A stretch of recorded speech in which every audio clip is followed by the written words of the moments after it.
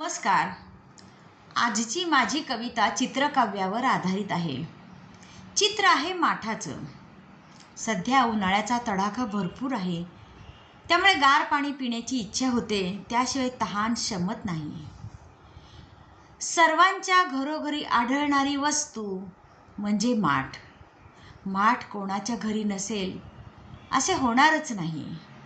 फ्रीजमधील पाणी बाधू शकते, परंतु माठातील पाणी बाधत नाही. एवढे या माठाचे महत्त्व आहे. उन्हातून आल्यानंतर माठातील पाणी पिले असता आपले समाधान होते, तहान भागते. ऐकूया चित्रकाव्य. उन्हातून चालता चालता शोष पडला घशास.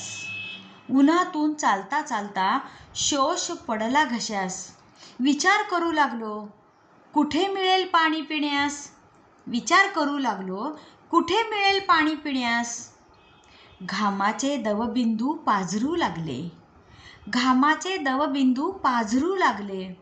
व्याकुळ झाला जीव तहानेने, भोवळ येते वाटले. व्याकुळ झाला जीव तहानेने, भोवळ येते वाटले. दिसली पाणपोई बसली होती दिमाखात. दिसली पाणपोई बसली होती दिमाखात.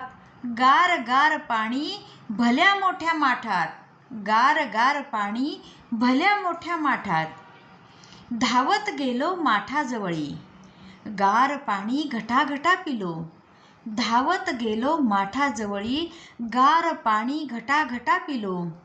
तोंडावर पाण्याचा हबका मारून शांत उभा राहिलो.